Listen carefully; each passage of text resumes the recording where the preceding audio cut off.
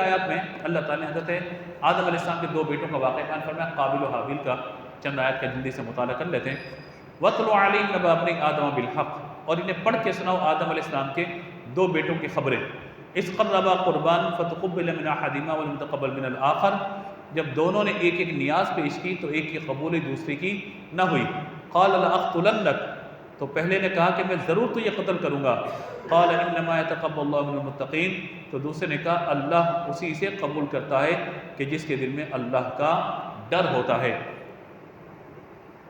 لئن بسطت الی یدک لتقتلنی ما انا بباسط یدی الیک لیقتلک انی اخاف اللہ رب العالمین، اور یاد رکھ بے شک اگر تو مجھے قتل کرنے کی طرف ہاتھ بڑھائے گا تو میں اپنا ہاتھ تیری طرف نہیں بڑھاؤں گا تاکہ تو مجھے قتل کر دے، اور میں اللہ تبارک و تعالیٰ سے ڈرتا ہوں جو سارے جہاں کا مالک ہے، اور میں یہ چاہتا ہوں کہ میرا تیرا گناہ دونوں تیرے پلے پر ہوں اور تو دوزخی ہو جائے، اور نافرمانوں کی اور ظلم کرنے والوں کی یہی سزا ہوتی ہے۔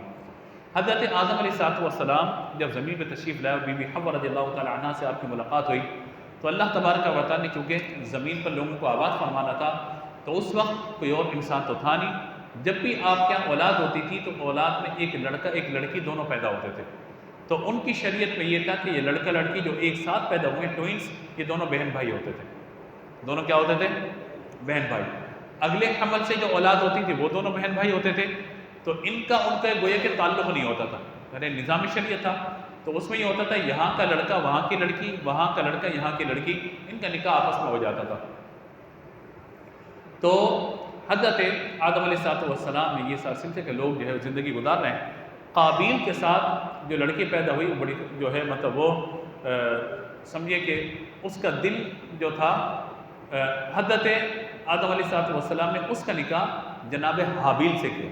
قابیل قتل سے ہے نا، قتل قابیل سے، تو قابیل قتل کرنے والا، حابیل جو قتل کیے گئے، تو حابیل کا نکاح قابیل کی بہن سے کر دیا اور حابیل کی بہن کا نکاح قابیل سے کر دیا۔ تو یوں مطلب ہوا تو قابیل نے کہا نہیں میرے ساتھ جو پیدا ہوئی ہے نا میں اس سے نکاح کروں گا۔ آدم علیہ السلام نے کہا تیری بہن ہے، تو کہا نہیں میں اس سے نکاح کروں گا، یہاں تک کہ وہ حسد میں مبتلا ہوا، اور کہا جاتا ہے کہ حضرت آدم علیہ السلام کے پاس جب آئے تو آدم علیہ السلام نے فرمایا ٹھیک ہے اس کا فیصلہ ہم اللہ کے حضور پیش کرتے ہیں، تم یوں کرو کہ اپنی اپنی قربانیاں پیش کرو، جس کی قربانی اللہ تبارک و تعالیٰ کیا مقبول ہو جائے گی تو وہ سمجھے کہ اس کے لیے یہ سارا معاملہ ہو جائے گا۔ تو جب دونوں نے قربانیاں پیش کی تو کہا جاتا ہے قابیل نے ایک گندم رکھی اور حابیل نے ایک بکری پیش کی۔ اس دور میں قربانی کی قبولیت یہ ہوتی تھی کہ آسمان سے آگ آتی تھی، قربانی کو جلا دیتی تھی، جس نے قربانی کو جلا دیا نا وہ اللہ کی بارگاہ میں قبول ہو گئی۔ تو آسمان سے آگ آئی اور حابیل کی قربانی کو لے لیا اور گندم کو چھوڑ دیا۔ اب قابیل کے دل میں بغض و حسد پیدا ہوا، اور جب یہ حسد پیدا ہوا تو اس نے کہا کہ میں تجھے قتل کروں گا۔ حابیل کو کیا کہا؟ قابیل نے میں تجھے قتل کروں گا۔ تو جناب حابیل نے کہا کہ ٹھیک ہے قتل کرے گا تو ٹھیک ہے، میں تو تجھے قتل نہیں کروں گا۔ بالآخر اسے قتل کر دیا، اور قتل کرنے کے بعد اب قتل تو کر دیا، اب کرے تو کیا کرے؟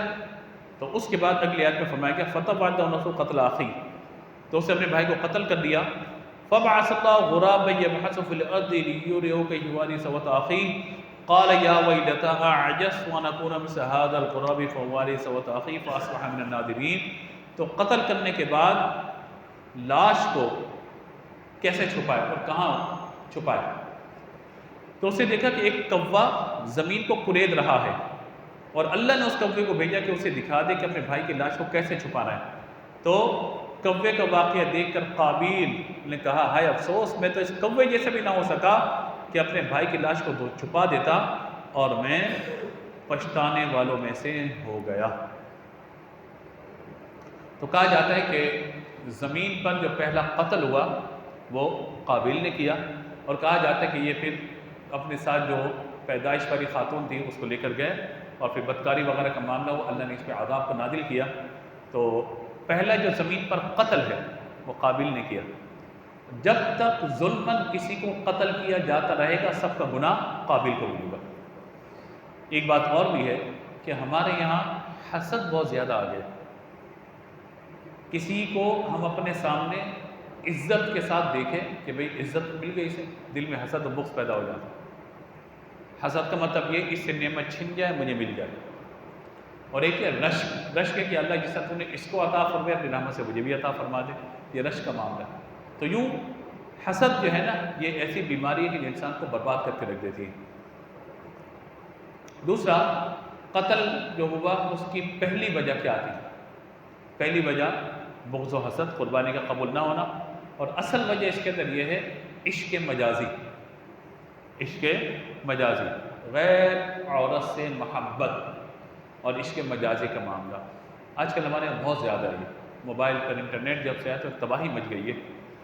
یاد رکھیے گا، ہم سب کو اپنی عزت کا تحفظ کرنا ہے، اور نبی مکرم علیہ الصلوۃ والسلام یہ دعا امت کے لیے تلقین فرما کے گئے، اللہم انی اعوذ بک من فتنۃ النساء وعذاب القبر۔ اللہ سے دعا کرو کہ یا اللہ ہمیں عورتوں کے فتنے سے اور عذاب قبر سے محفوظ فرما۔ مراد یہ نہیں کہ عورت ہی کا فتنہ ہوتا ہے، مسئلہ یہ ہے کہ مرد بعض اوقات اس کے فتنے میں مبتلا ہو جاتا ہے، یا عورت کی توجہ کسی طرف ہو جاتی ہے تو پھر وہ بغاوت پر اتر آتی ہے۔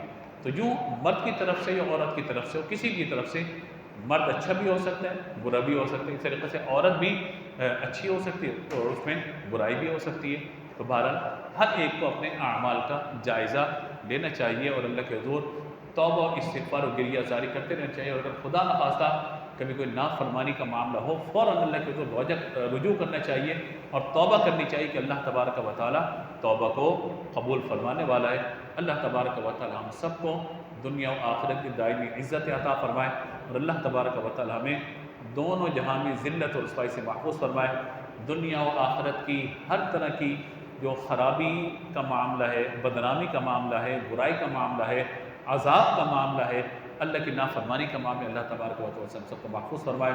آمین و آخر دعوانا الحمدللہ رب العالمین۔